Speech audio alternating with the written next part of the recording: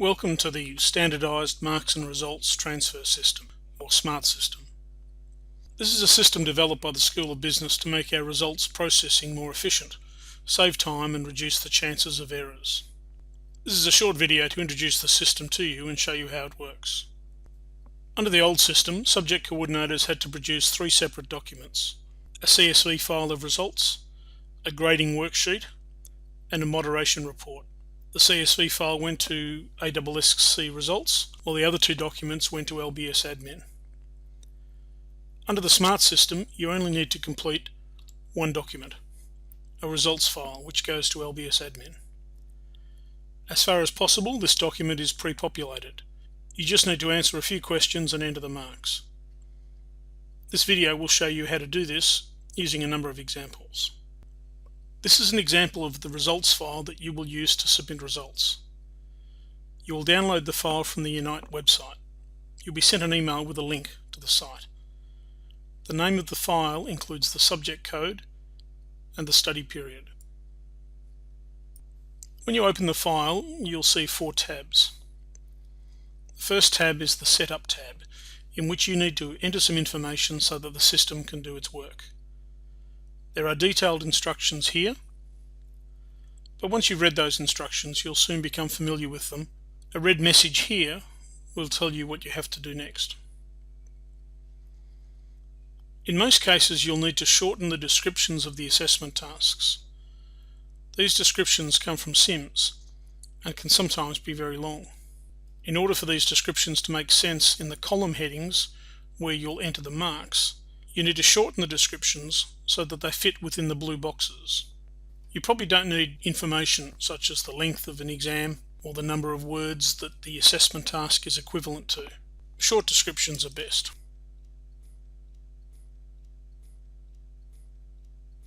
The weighting of each assessment task is taken from SIMS, but you need to tell the system what each assessment task has been marked out of. For example, an exam might be worth 50%, but it could have been marked out of 50 or 100 or some other figure. If you enter a mark of 40 for the exam, the system needs to know what that is out of.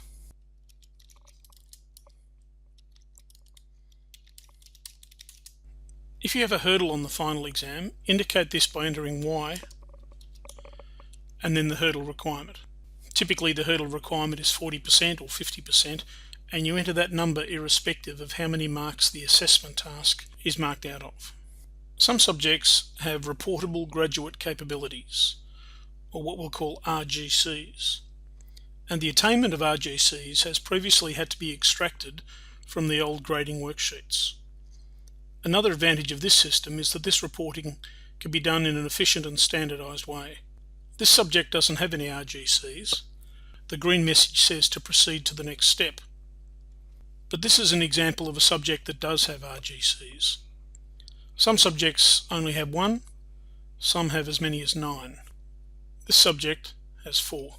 Once again, there are detailed instructions here, but also a single message indicating what has to be done next. For each RGC, you can do one of two things. You can link the RGC to an assessment task, so that the mark for that assessment task is used to measure attainment of the RGC.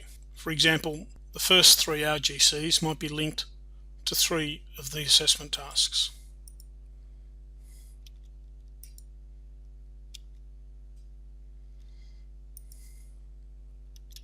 Sometimes the attainment of an RGC is determined in a more complicated way, such as using part of an assessment task mark, or combining 2 or more assessment tasks. In this case, you need to describe in the yellow boxes how the attainment of the RGC is to be measured.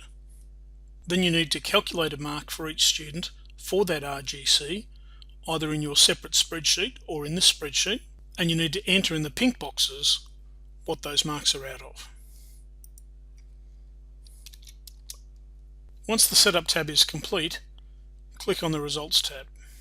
For each assessment task, enter a mark for each student.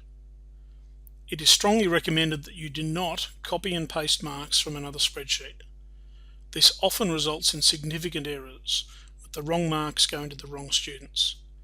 The only safe ways to enter marks is to type them in manually or use a VLOOKUP function. For those not familiar with creating VLOOKUP functions, a separate video is provided to show you how to do this. This is an example of a spreadsheet with the marks entered. As you can see, the spreadsheet has calculated an interim mark by totaling the marks for all assessment tasks, taking into account the weighting of each task, and always rounds up to the next highest whole number. It also takes into account the school's grading policy in determining the final mark.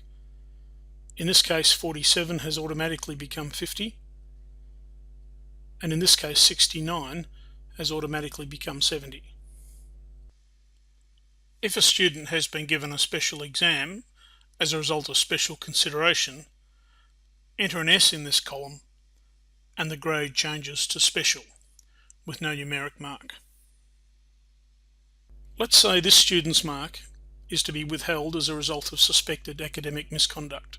If you enter W in this column, the mark and grade change accordingly. Later on, after the academic misconduct case is finalised, you can update this file accordingly by deleting the W and, if necessary, implementing any penalty, such as 0 for a piece of assessment, or maybe even 0 for the entire subject. This file will be your ongoing record of your final results, but you'll have to send the amendment to ASSC results. The subject has a 40% hurdle on the final exam, and these two students have at least 50 overall, but did not meet the hurdle requirement.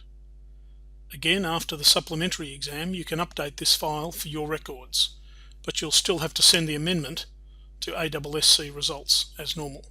If the student meets the hurdle requirement, enter P for pass. If the student fails to meet the hurdle requirement, enter F for fail. If you have reportable graduate capabilities, you can calculate the mark for each student for each RGC in the spreadsheet, or you can import the marks from another spreadsheet using a VLOOKUP function. For example, if this RGC is to be based solely on the mark for online quizzes, you would click on the cell for the first student and construct a formula by typing an equals sign and clicking on the cell containing the mark, and then hitting enter. If it's more complicated, you can enter an appropriate formula. Then copy down by clicking on the cell and clicking and dragging. If a student did not attempt the assessment task, a simple formula will return a 0, and it's important to delete those zeros so that the RGC is reported as not tested. Alternatively, you can modify your formula so that an empty cell for the assessment task shows up as an empty cell in the RGC column. When you are done, click on the Moderation Report tab. This contains similar questions that you are used to filling in, although there are fewer questions than before. Enter data into all the yellow cells. The white cells are optional. This is what the form should look like when all of the yellow cells have been completed. Click on the Analysis tab. This section is expected to save you a lot of time, because all of the analysis is done for you, including a breakdown of results for each assessment task in each location, if there are multiple locations.